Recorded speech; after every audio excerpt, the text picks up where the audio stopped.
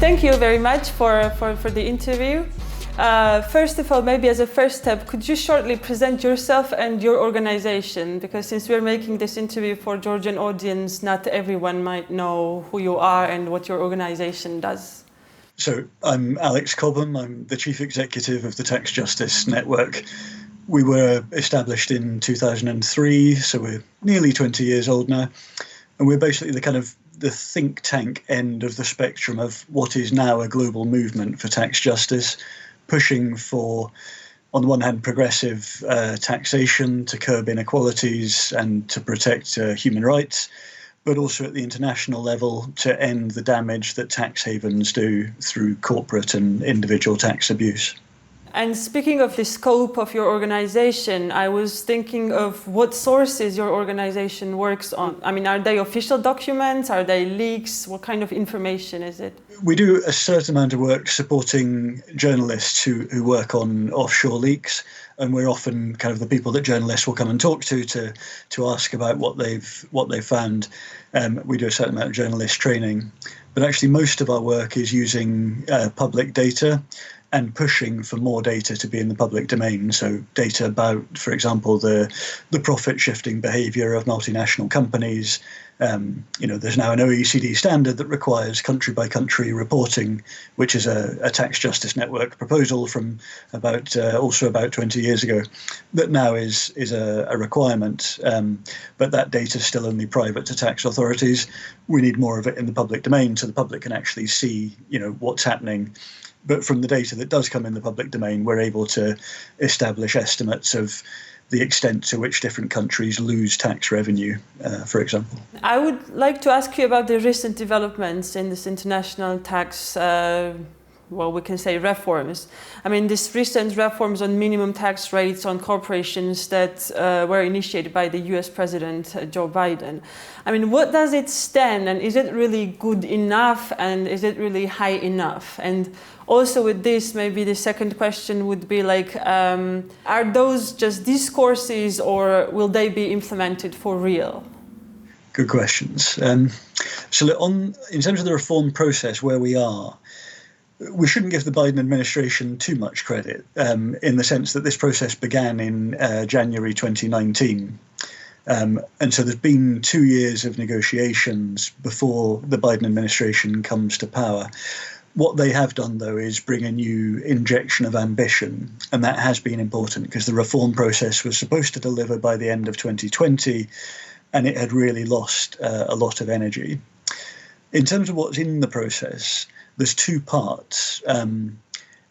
If they had fully delivered on the two of them, it really would have been almost the entire reform that we think is needed, that we've been pushing for the best part of 20 years.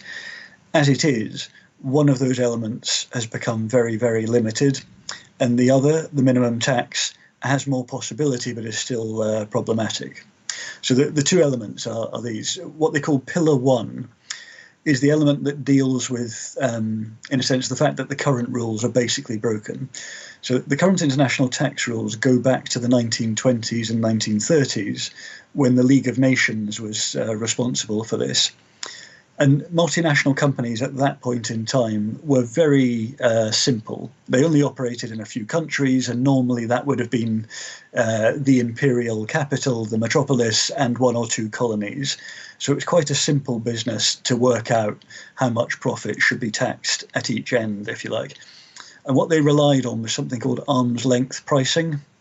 And basically that says as long as the transactions that happen inside the multinational, so between the parent company and a subsidiary, for example, as long as those transactions take place at arm's length prices, at the prices that would be that would exist if those transactions were taking place in the open market, then the profit will end up in the right place, and so the tax will be taken in the right place too. Now that kind of works when you've got a very simple multinational. But when you have multinational companies, as we do now, that operate in 100 different jurisdictions and have perhaps 1,000 or 2,000 entities, there are all sorts of opportunities to make sure that the profit ends up in places with low tax or no tax at all, even if all the activity is taking place somewhere else. And what we've seen in the last 30 years in particular is a kind of explosion of profit shifting. So the data that we have on US multinationals, for example, probably the best data, shows that in the 1990s, only 5 to 10% of their global profits were shifted away from where the real activity took place. By the 2010s, that had become 25, 30, and perhaps now even 40%. So this kind of explosion of profit shifting, and as a result, an explosion in the revenue losses. So we think globally revenue losses from the largest multinationals only, and this is a very conservative estimate, are at least $245 billion a year. It's lower income countries that lose out the most as a share of their current tax revenues, but it's the big economies that lose the largest sums of money. And pretty much everyone is a loser, with the exception of a few havens. So Pillar 1, to come back there, is really about fixing that.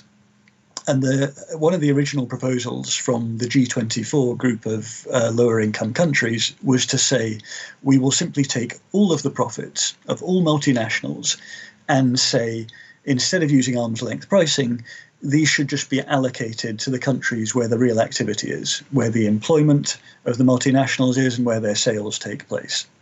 What we've ended up, instead of that very big picture, is we're only looking now at perhaps the 100 biggest multinationals, and of those we're only looking at a piece of profit that's very small, the most high profit they have. Everything else will still be done under the arm's length principle. We're just going to apportion a tiny bit of profit according to where the sales take place. So this has become very limited. And the OECD estimate is that perhaps that can bring in between $5 and $12 billion a year of additional revenues. So reducing the problem of profit shifting by just a few percent. So it's really quite trivial, although it's had a lot of political attention because it's where people think you can tax Amazon and Google. And maybe you can a little bit, but it's only a little bit. The big prize is on Pillar 2, and this is the introduction of a global minimum tax rate. So if Pillar 1 is about making profit shifting harder, Pillar 2 is about removing the incentive. If you had to pay, let's say, 25 or 30% of your profits in tax in every country, regardless of how much profit shifting you did, then there'd be no point in doing any profit shifting because you'd know that you're going to pay anyway. So you wouldn't, as a multinational, you wouldn't pay the costs to shift your profits because you'd still have to pay the same tax. So it's a different way into the same problem. If you do these two bits completely, you've really solved the issue. You know, you've fixed the problem. But again, we're not quite doing that, certainly not in Pillar 1, but even in Pillar 2. What we have is a proposal from the G7 countries that we have a minimum tax rate of 15%, so still pretty low. Better than nothing, because lots of multinationals are paying an effective tax rate of nothing, or 1 or 2% in places like Luxembourg or Bermuda or the Netherlands. So 15% everywhere is still a big deal. We think that would bring in $275 billion a year. But the problem is this: under the OECD proposal, more than 60% of those revenues will go to the G7 countries alone. And the G7 are only 10% of the world's population. And that's because the OECD gives all of the privilege, as it were, to the headquarters country of the multinational. So it doesn't matter where they operate. Let's say the multinational is operating in Georgia and it shifts $1 billion of profit into Luxembourg. If it's a US multinational, then it's not Georgia, but the US that will have the right to top up the tax to 15%. Now that seems egregiously unfair, but that is the OECD proposal. So our counter proposal is that those under-taxed profits should be apportioned to the countries where the real activity takes place, the sales and employment. And that would give you a much fairer distribution. And it would also raise more money because you could tax them at the statutory rate rather than just at the minimum. And that in turn would reduce the incentive for profit shifting even further. But as things stand, the OECD Secretariat and the G7 are trying to push the rest of the world into agreeing to this very unfair proposal. And we're not yet sure whether other countries are going to stand up and say, no, this has to be better. So that's what we'll find out this week and next week. I have the question about the power. Like if we trace some main historical steps, maybe also since the World War II, I don't know, I mean, you talked about the beginning of 20th century, like 1920s, right, as an important last time frame for the international tax system.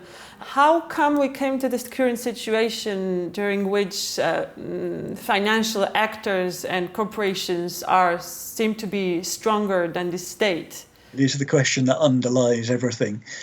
People will tell you, when the Tax Justice Network was established, there were international experts from around the world, economists and accountants and lawyers and political scientists and so on, academics and professionals and practitioners, but all of whom had a sense that questions of social justice were really never considered when tax decisions were being taken. And yet tax is fundamentally political. Tax is a core part of the conditions under which all of us live, and our relationship with states is fundamentally determined. Whether the state has revenue to pay for public services, whether the state is able to control the worst inequalities, whether we all feel, in a sense, part of society. And ultimately, the more that governments rely on tax, the less corrupt they are. This is, a strong long-term association. When governments have to go to their citizens for tax revenue, they behave better. They are more accountable. They are more transparent. So tax is kind of fundamentally political, and it's at the heart of social justice. But for decades now, we've all been told, no, tax is very technical. If you're not very technical, then you shouldn't be in the room. This is a technical discussion, keep your political concerns. And one effect of that, perhaps the biggest effect, has been that it's become increasingly easy for the biggest multinational companies and for the tax professionals who make their money by helping them pay less tax and working with the richest individuals in the same way, for all of those people together to say, you want to be careful. Don't do anything too progressive. Don't be ambitious. Don't try and tax the people at the top. What you need is a broad-based tax system. Think about a value-added tax. Tax consumption. Make sure that everyone pays. Don't worry about the very wealthy or the very profitable. And so we all end up in societies that are more unequal, that have a poorer quality of public services, that have greater levels of poverty, because these tax decisions have been captured so comprehensively. And the OECD is really an example of that at the international level. The League of Nations making decisions back in the 20s and 30s was really the club of imperial powers. And so although the League of Nations was succeeded by the United Nations, which more or less includes every country in the world, it wasn't the United Nations that became responsible for tax. It was the OECD, the Organization for Economic Cooperation and Development, which really is the successor of the League of Nations in terms of being the group of rich countries of imperial or former imperial powers, all of which, of course, have their own politics in which the very wealthiest individuals have excessive power, and all of which are the headquarters countries for the multinational companies that don't want to pay tax in the rest of the world. And so we replicated these power dynamics at the international level and then spread them out at the national level all around the world in a way that led us to the position we're in. So that the moment we're in now, where you have the US government, the Biden administration, coming out within the OECD process and saying, what they're saying isn't perfect, but it is so much better than what we had before. We need a global minimum corporate tax to end the race to the bottom, because we all lose from the race to the bottom. This is a terribly powerful shift in the narrative away from, let the wealthy be wealthy and it will trickle down to the poor. No, this is, we must have some kind of floor on the race to the bottom so that everyone is paying a good minimum. We don't have this same competition between states. Now the challenge is to make sure that we deliver that fairly in a way that raises revenues for countries all around the world, not just the richest countries, because, we are in a global pandemic and it is lower income countries with the most desperate need for revenues to fight the pandemic, to build their public health systems. But that's a need that really we all have. We all need the rules to be better, and we'll all benefit if they do get fixed. And I wanted to connect this with the local context, since we're always, while talking about tax systems, we're always talking about the Western countries, the United States, the UK, maybe also Asia. But I was it's interesting also how these peripheral countries, or I don't know how you conceptualize them within the discussion about the tax system, what kind of role do they have? Because in Georgia, for instance, race to the bottom politics has been one of the key for last maybe 2 decades already. And we've been told that the decrease of tax rates for everyone who would come here and invest would be great, because that would somehow attract these foreign direct investments, and that was seen as a key for the development of the country. So in a sense, on one hand, it seems like it can also change this discussion on a local level, like politically, that see in the Western core, the discussion is being changed, and race to the bottom is no longer the thing we should be aspiring for. That's kind of an attempt to connect this discussion with the local context, but also I was thinking of how these countries are seen within the tax debates. It's a good question. I mean, look, one part of this is that, Georgia is one of a set of countries where, at the moment of opening up and liberalisation, there was this enormous push by particularly a group of multinationals from the United States to say, we can get in there and we can write the rules, and that led to a whole set of very negative consequences, because there was a kind of an extreme politics behind that. So it led to the kind of very badly managed, often privatizations, but also this kind of stripping out of a whole set of public administration systems and of public services, and alongside that, almost no consideration for the type of progressive taxation system that you take for granted in lots of other countries. Now, in most countries, you already have this problem that we have progressive taxes on income and profits and perhaps on wealth or property, but also very regressive taxes on consumption. And then with the revenue from all of that, you have broadly progressive public services that are broadly inclusive. So health and education tend to be universal, and that can be progressive if they're of a high standard. So overall, you have progressive pieces and regressive pieces, and together, if you're lucky, they are broadly progressive, but not always. Now, what you often find is, particularly this group of countries that opened up from the 90s, you never really had the same kind of introduction of progressive taxes, direct taxes. Instead, you had a reliance on regressive taxes, and often as public services were being dismantled, they became significantly less progressive than they had been. So you got this very sharp shock and a move away from quite an inclusive progressive system, for all its faults, and there were many faults, to something very extreme the other way, driven by, in many cases, by the lobbyists. And one thing you see is that the kind of multinationals involved in the extractive sector, and in what you call the sin sector, so selling alcohol and selling tobacco, were at the forefront of that push. So industries that really make their money by weakening regulation were the leaders in pushing. And of course, what they pushed for was the stripping out of regulation, and with it, progressive taxation. So a lot of damage was done, and countries have recovered since that initial period to different extents. But I think, from the little I understand of Georgia, Georgia's had the very unfortunate situation of having some of that very bad positioning locked in for the longer term. And that means, there's a lot more to come back from, and perhaps, a greater slide to a kind of inequality, but also a weakening in the relationship between the state and citizens, because tax is basically, part of the social contract that keeps us together.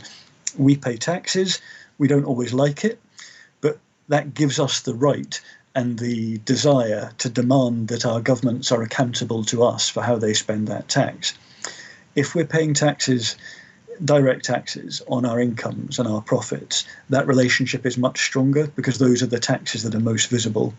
When we pay regressive taxes on consumption, for example, they tend to be much less visible, and so we're much less likely to hold our governments to account, and that relationship is much weaker.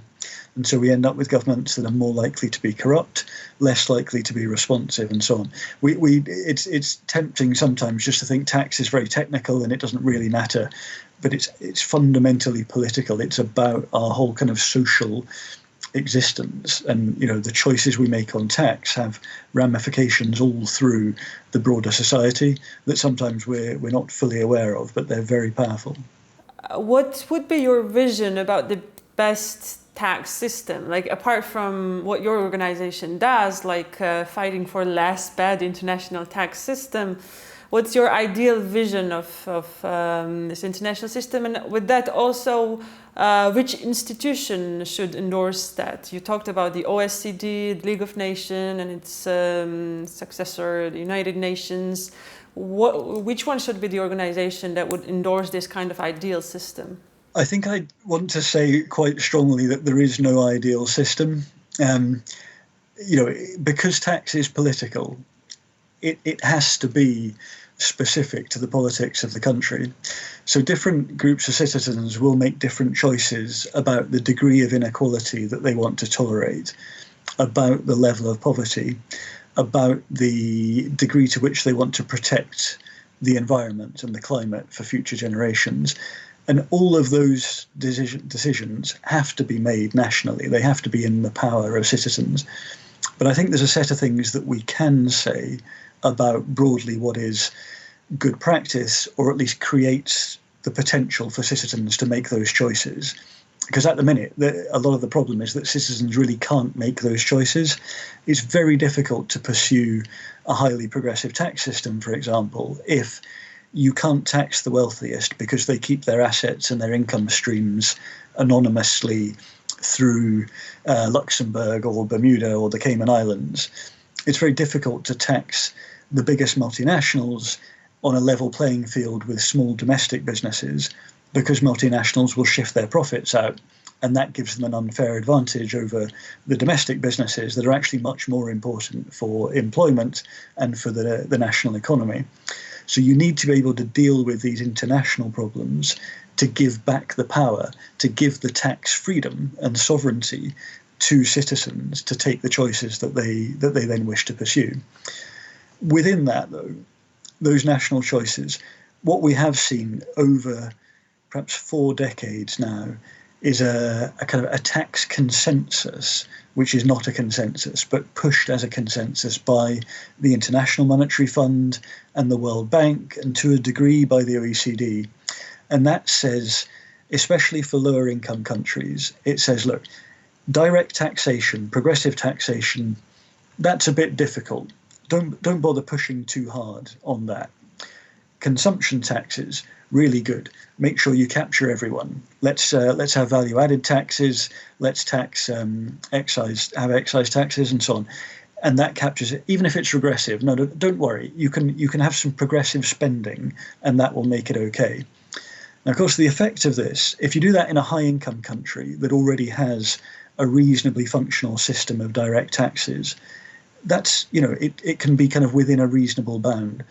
But if you're pushing that in a country that has very limited direct taxes and perhaps also has quite limited public services, what you're saying is you're going to push inequality even higher. You're going to reduce the extent to which citizens can rely on public services. You're probably going to exacerbate poverty along with that inequality. And you're really going to reduce the extent to which states are able to invest in infrastructure, to administer markets, to grow the economy, to protect the environment. All of these things you won't have because of the way that your hands are being tied by these very rigid and unfortunate policies that the IMF and the World Bank have pushed. Now, we hear these days the IMF being much more progressive, recognising the damage of inequality, and starting, at least at the global level, starting to talk about the importance of progressive taxation. But at the country level, we still find the same recommendations being made by the IMF country team. Don't worry about direct taxes. Increase your value-added taxes. Don't worry about inequality. You can do some public spending, it'll be fine. Or you haven't got any money to do public spending. Oh, well, never mind. Again and again, the same kind of dynamics. So to come back to your question, I wouldn't say there is a perfect system, but we can be very clear all of the things that should be avoided. And it's exactly that tax consensus and the failure to tackle the international tax abuses. So what we need ultimately is for the international decisions to move out of the OECD, this group of rich countries with disproportionate power, and into the United Nations. And there is a call now for a UN tax convention that would create the context for an intergovernmental tax body that could be the basis for truly global negotiations to set tax rules that work for everyone, not just the G7 or some other group of rich countries. I think that's the road that we're on now, but it's going to be a long road. 20 years ago, people said that's impossible, you'll never get there. And now we can feel it's being discussed. The UN Secretary General might even bring forward a proposal for a UN tax convention in September. So these things have become much more realistic with all the campaigning that's been done internationally over 20 years. But we're not there yet. We need people to engage, and we need governments to start pushing for this, to recognise the way for them to take back some tax sovereignty and to give their citizens a better set of possibilities is to push for this kind of international progress. And a very short last question. You just mentioned that the tax discussion is the discussion of national systems, and it's a part of the democratic debate, and countries should decide themselves. And speaking of that, Georgia is one of the exceptions in the worldwide that has constitutionally forbidden discussion about tax system, meaning that it has introduced the Liberty Act in the constitution that basically forbade increase of any tax throughout the country unless there was held a special referendum. Have you heard of this kind of case anywhere else in the world, since the tax systems very well? No, I have to say that the Liberty Act sounds like a kind of a no Liberty Act. It's to tie the hands of citizens to prevent them being able to use the key tools that they have to curb inequalities seems extraordinary.